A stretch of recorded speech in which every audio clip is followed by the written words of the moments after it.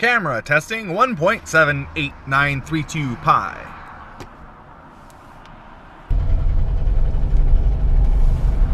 Oh, that's weird. Where are you going? Where are you going?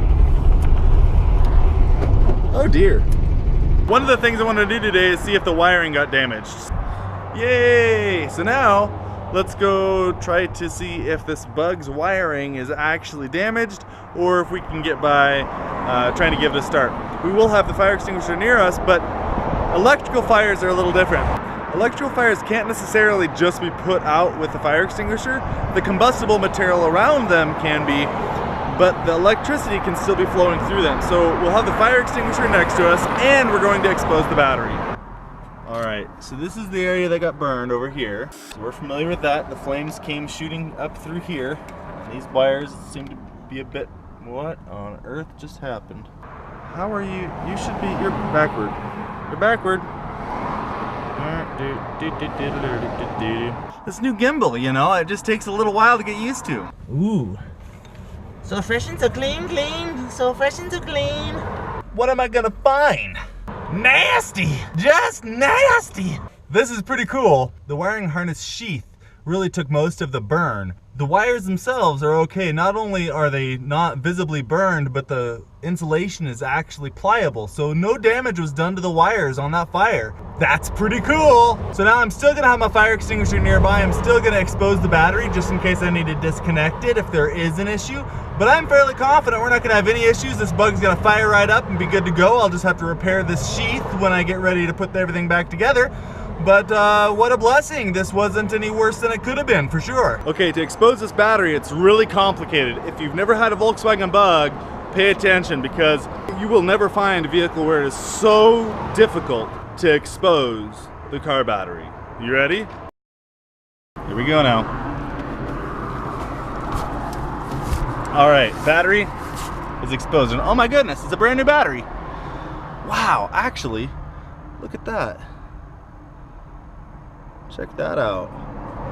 That's actually really clean. This is one of the cleanest under seat shots I've ever seen. Color me impressed, folks.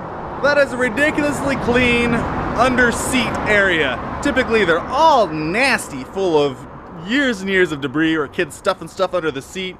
It's usually pretty gross. That one's actually pretty clean. So we have access to the battery. We have the fire extinguisher that's sitting right over there.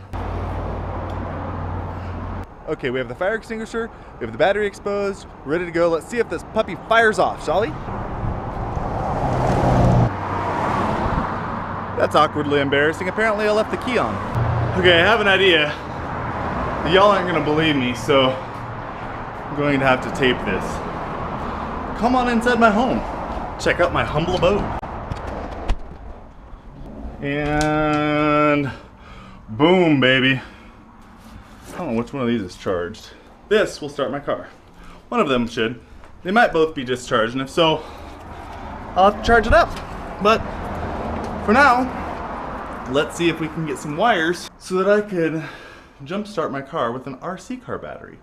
I mean, let's be real. That's not much bigger than an RC car, right? I love working on Beetles. Oh my goodness, they're so stinking fun. Even when they have issues, they're a blast. Which this really isn't the Beetle's fault. I left the key on. That's just a me problem.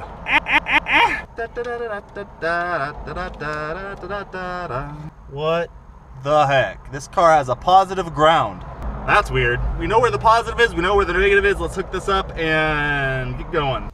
Since this is positive ground, note, the negative wire is the wire that can't touch the ground. This positive lead, you can go on the ground all day long, nothing's gonna happen. But if you take this negative wire and you touch the ground, it's gonna spark. Don't let that happen. So now, here we go. Negative. Positive. Woo-wee. She is warm. Okay, so turn the key, nothing happens. Lights are now coming on because that battery's hooked up, but of course now, nothing happens. Now I bet we're almost getting close to being able to fire this thing off. I'm gonna try one more time, see what happens.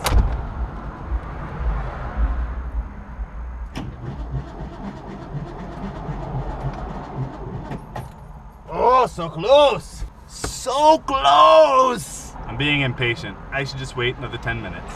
To recap, I almost burned my bug down. Consequently, I left the ignition on. The battery went completely dead. On a positive note, the battery looks like it's relatively new, so that's good. The battery area is in good shape from what I can tell. I haven't looked underneath. I don't think, I can't remember if I have, but it looks to be in decent shape. But since the battery was dead and I don't have any jumper cables, I had to get a little creative. And so what I did is I took my RC car battery, a 3-cell LiPo, 5,000 milliamp by Traxxas, took some 120 volt lamp wiring, stripped it down, and I've connected it to the battery. I didn't have connectors or clamps to clamp the wire to the battery, so I used what I had, which was vice grips. This channel is all about using what you have. If you want to do something and you don't have what you need, make do with what you have. And this is one area where I think this is a good example of this.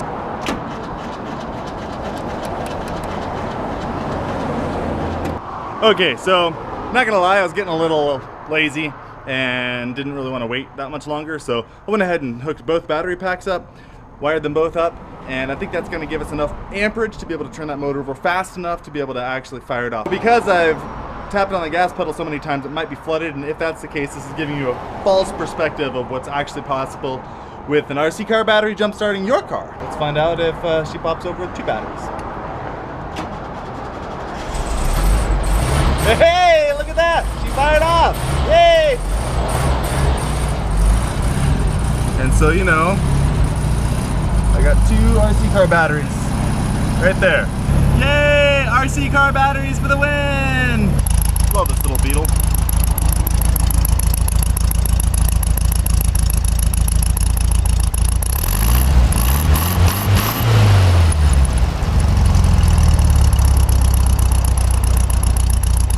I love this car. It's so much fun.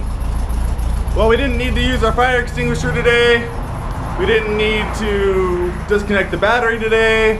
We've had a pretty uneventful day so far, but the truth of the matter is we're just getting started. Yeah!